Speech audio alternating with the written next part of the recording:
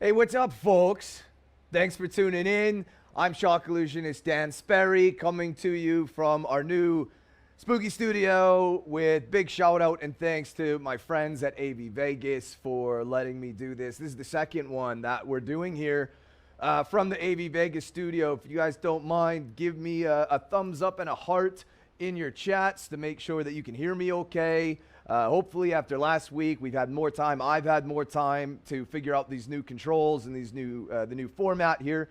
So hopefully we won't have too many weird and not the best tech glitches like we kind of maybe had last week.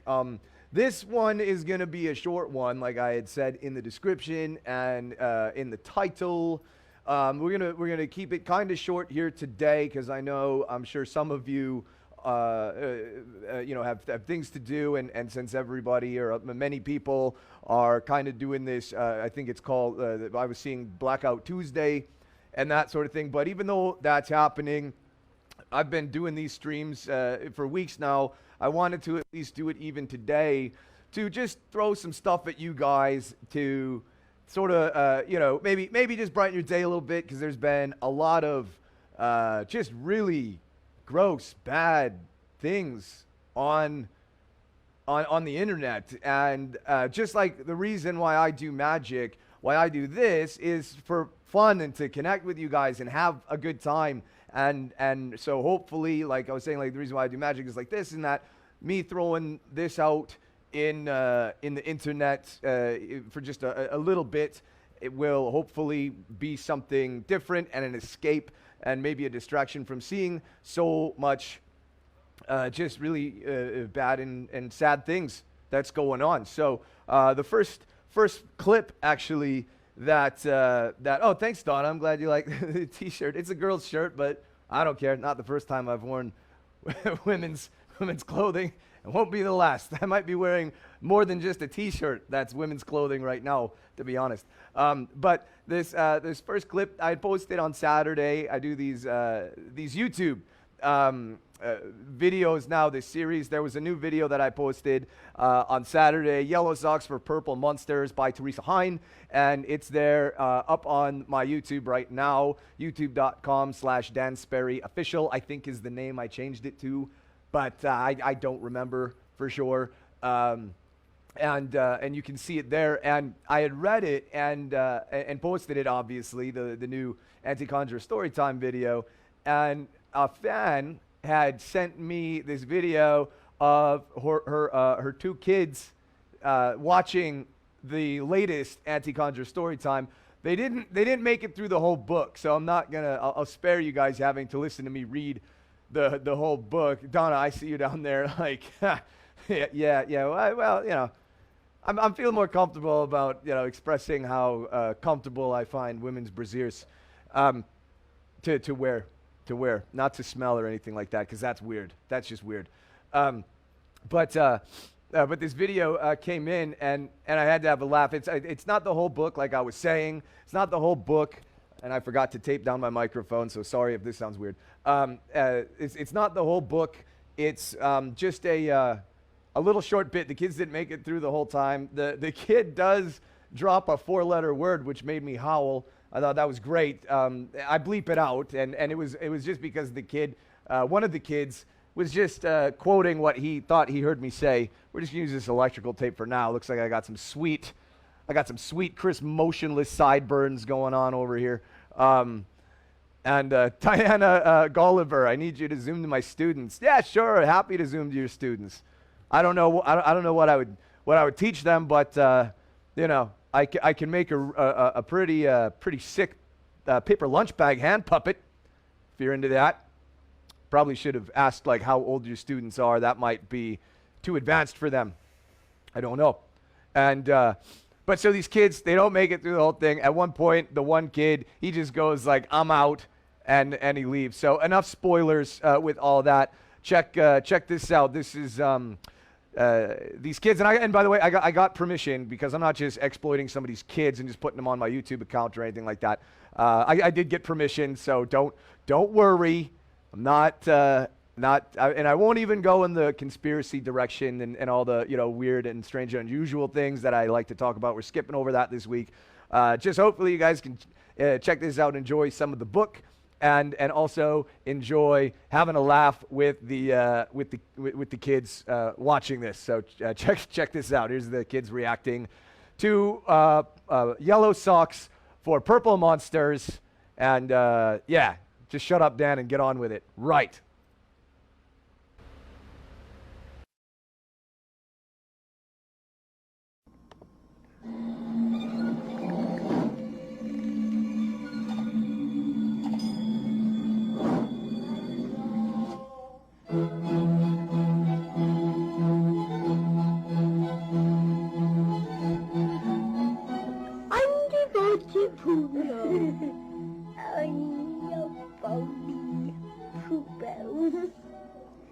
Hello, I didn't hear you. Welcome back to Anti-Conjuror Story Time. With me, shock illusionist Dan Sperry, the anti-conjuror. This week, we're reading a book that was submitted by one of you. That's right, if you guys are authors and have written your own children's books that you would like me to read as part of Anti-Conjuror Story Time, just hit me up, info@dansperry.com. This week, this book was submitted by Teresa Hine. She wrote this book called Yellow Socks for Purple Monsters. What the frick is that? Find out information how you can get your own copy of this so that you can read it to your friends and family, and kids, grandkids, nieces, nephews, whatever. I don't know. I have a kid thing that I'm dealing with right now, but his parents haven't come back. So what? Let's get into it. Yellow Socks for Purple Monsters by Teresa Hine. Wait, we don't start here. We start over here. I'm confused already. While one little boy drifted slowly to sleep, wary and silent, a monster did creep. Climbing the ladder that led to the ceiling, he knew it was wrong, but he just had a feeling. What the fuck? Climbing the ladder that led to the ceiling, he knew it was wrong, but he just had a feeling. Did he say that? He opened the door with a heart full of dread. A soft, fuzzy something fell on his head. His bright red eyes opened as wide as could be. His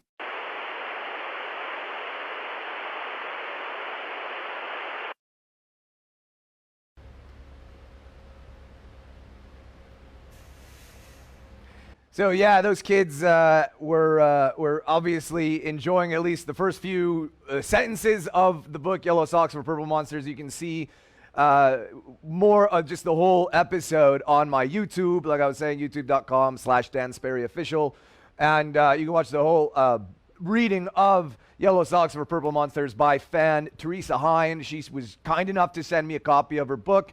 I was happy enough to read it, and so if you guys check that out, there's links in the description on that YouTube video of where you can go to buy the book directly from Teresa, so give her some support.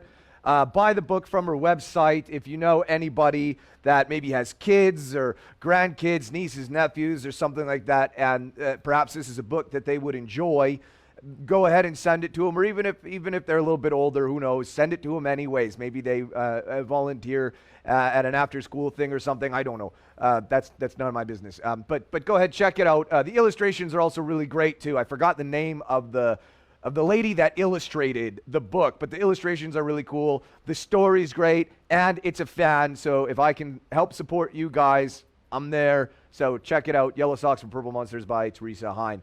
Sean Walgren, new fan, wanted to say hi. Thanks, Sean.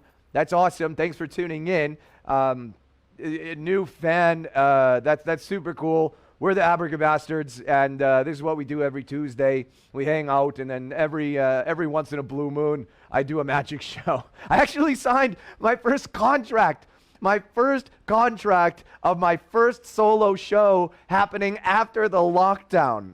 I just signed it. There's some good news. I just signed it. It's not until fall 2021, but boy howdy, like, that's top shelf. We got it. We're coming back. We're coming back. But anyways, so yeah, I lost my train of thought now. But there's always a thing that I do in every show, and that's where I teach you guys how to do a card trick or a coin trick. Last week was a coin trick, just a simple magic trick that you can do. And so that's what we're just going to run into right now, is a quick and easy magic trick that you guys can do.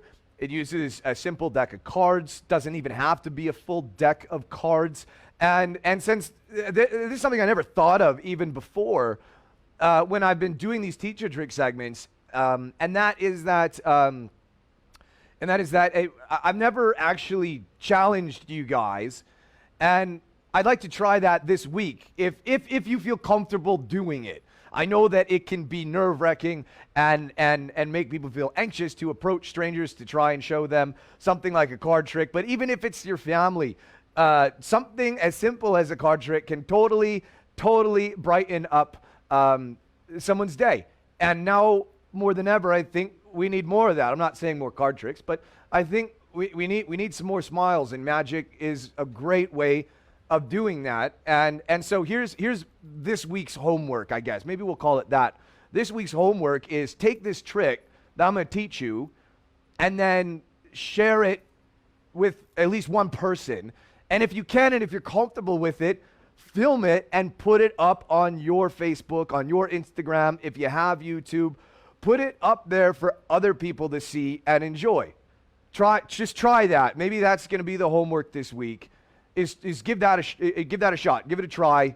As long as you're comfortable with it and the people that you're showing it to are cool with it as well. So let's talk more rock. This is Teach a Trick time. So get excited, kids, for Teach a Trick.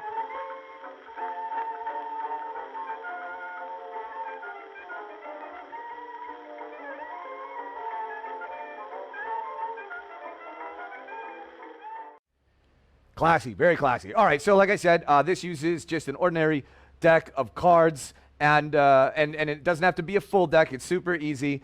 I'm just going to clean up the desktop here a little bit because this is the deck that we're going to use. Here's this requires one other person, so you will have to show this to at least one person. I'm just basically going to show you and sort of walk you through what it is and how it plays out.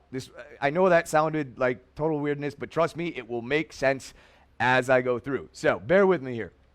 So you get a deck of cards, and you're going to have somebody not pick a card, but you're actually, that was weird, but you're actually going to have them grab, reach into the middle of the deck. So you hand them the deck of cards. You can turn your back, blindfold yourself, whatever. You have them reach in the center of the pack and take out a few cards, like at their fingertips, right? They're just going to reach in and pull out some cards. And they can put some back even, like this. See, I'm just going to put this one back. I don't know how many cards there are right there, okay? I don't know how many cards there are right there. So when this is being done, if I was showing this to you, my back would be turned, right? So you have the person just reach in at the fingertips, take out a clump of cards, and me as the person showing it to you, I don't know how many they have. So you have them count quietly and silently to themselves how many cards they have in their hand. So in this case, I actually have 1, 2, 3, 4, 5. 5 cards. Screw it. I'll take that one back because 5 seems weird. We'll take 6. So I have 6 cards. I actually pulled out 6 cards at my fingertips. So you have them take the cards out of the middle of the deck at their fingertips. You have them count silently how many they have because you don't want them to think you can hear them counting, okay? Once they have this number in their mind, you turn back around and you take the deck, right? And what you're going to do, so me right now, I shouldn't know that there's 6 cards. As the magician or as the person sharing this trick, I don't know how many cards there are. So spread the deck out like this across the table. And I'm going to say, I don't know what cards you took. You don't know what cards you took. I don't know how many cards you took. So instead of me trying to find one card or try and find all those cards, I'm just going to try to just pass my hand over the deck and turn over a card that's number corresponds to the number that's in your mind. So I'm just going to start at this end and just keep saying that number over and over in your mind and tell me when to stop.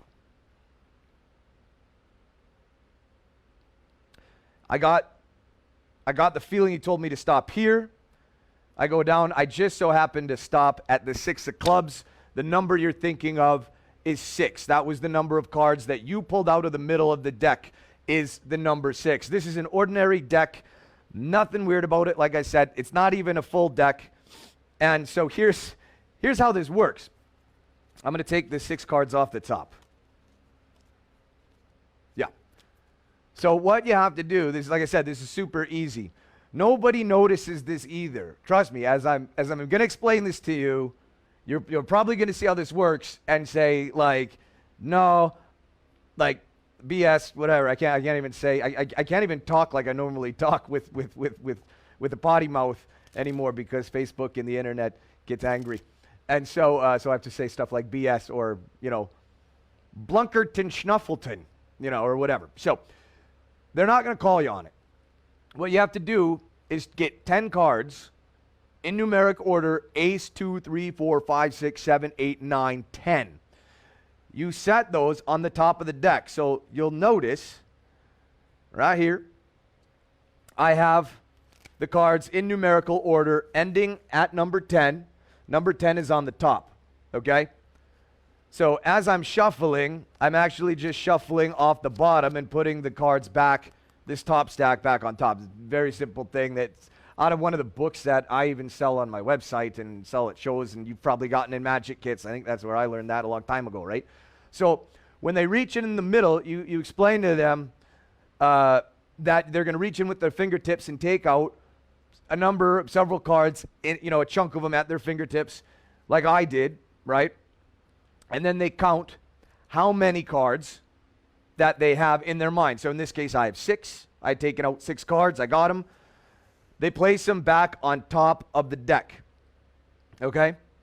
And again, you can still take the deck back and give it a little shuffle. Like I'm only pulling off maybe 8 cards or something to the bottom, not even coming close to the top. When I spread it face up like this, you want to make a nice, long, like fill up as much table space as you can, because what you need to do is be able to count every single card from the top of the deck. So you're going to start at the left-hand side, and you're going to go right, just like you're reading a book. And you're going to count 11 cards down. 1, 2, 3, 4, 5, 6, 7, 8, 9, 10, 11. That's the number 6. So that is how many cards that they took. And I guess it's a math thing. I don't understand. I read it in a book a long time ago, and I'm still no better at math. I went to art school, so what do you expect? So this whole passing my hand over the deck and waiting for them to psychically tell me when to stop, I'm just actually counting. So when I've reached where I know I'm at, I put my hand down to the number 6, show them, you told me to stop at 6, that's so many cards. So it's not even that you are finding it, you are in a way saying that you're reading their minds, having a psychic connection, having some sort of energy connection, however you want to say, you're connected with them. That is a word that I think is good to use, and that's why I chose this easy trick, is because you're showing it to someone. You're hopefully going to give them a feeling of wow and amazement and wonder and curiosity and just all positive feelings. And with the word we're going to have a connection, we're going to connect on the same level, on the same waves, however you want to say it. I think these are all things that if you feel comfortable, please feel free to use when you say and show this trick. So just practice it a few times, show it, and film it, like I said, if you want, and maybe put it up on your Facebook, put it up on your Instagram, your YouTube, your Twitter, TikTok. Sure, I'll even talk about TikTok, even though in my last several streams I have expressed my opinions of TikTok, but whatever. If you do you. That's it. So it's an easy magic trick, and this week's homework is going to be to, if you choose to participate, choose to do this, is to share it with just even one person to help brighten their day, to help take their minds away and escape for just a second, and escape from all of just this bad anger and stuff like that's going around the world, because that's what's really cool and fun about magic. It is being able to take people away and escape from these sorts of things. And I really, truly believe that, and always have. This isn't the first time I've been saying this either. P.S. I love you. Not really, though. I don't know what that is. It's the only 4-letter word I don't say. I should shut up. But so with that being said, and with giving back with magic and stuff, this is going to kind of be the like I said, the short version of the show. I just wanted to jump on here, make you guys kind of smile a bit with some of this stuff. There's one more video that I'm gonna play and share with you guys as well. But I did, and I do want to say thanks for tuning in again this week. As always, big shout out to AV Vegas again for letting me use the studio, the Spooky Studios here for not just this. I mean, they've been letting me use it for all sorts of other promotional stuff. And any of my fans and viewers and followers that are in the chats, if you're in bands or if you're a DJ or anything like that, AV Vegas, if you're coming through town, or even if not, if you're getting ready to do a tour, AV Vegas is the place to get hooked up. They've hooked me up on so many of my tours, and I owe them a lot more than I could even say, because they've been very kind and generous. And I'll be broadcasting from here tomorrow again. It's Wednesday, so that's the midweek edition of the Anti-Gaming Gaming Show at 6 p.m. You can tune in to us at twitch.tv/Anti-Gaming Gaming Show and check us out and watch us act like complete buffoons. And yeah, so this last video, back years ago when I was doing these streams, and then now that I've come back to them, I would always close with showcasing a music video of maybe a more obscure band or a favorite artist of mine to help try and spread the word of them. We've done That One Guy and Pogo, and last week was Tom Waits. If I remember right, it was Tom Waits last week.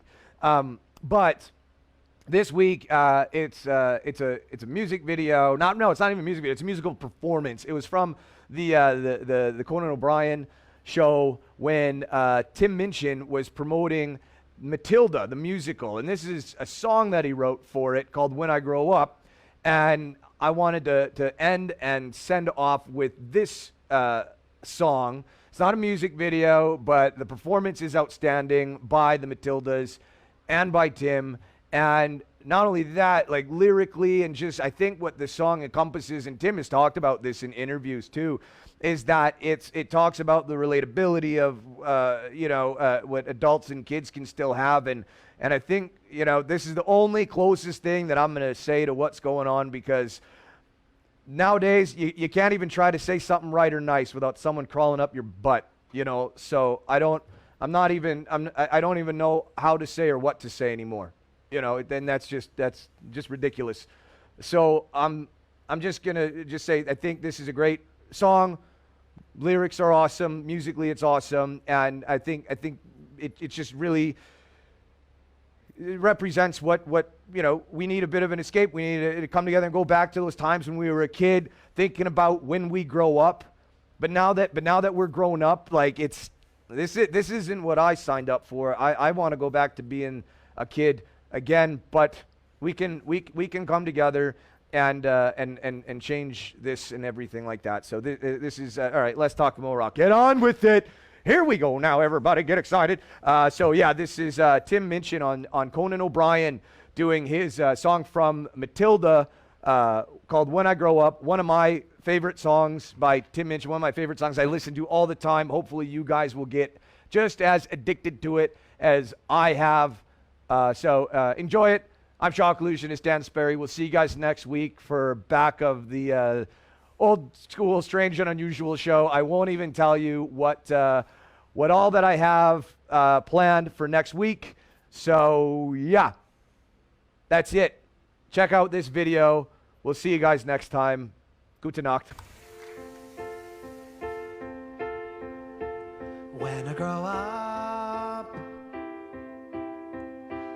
I will be tall enough to reach the branches that you have to reach to climb the trees you get to climb when you're grown up.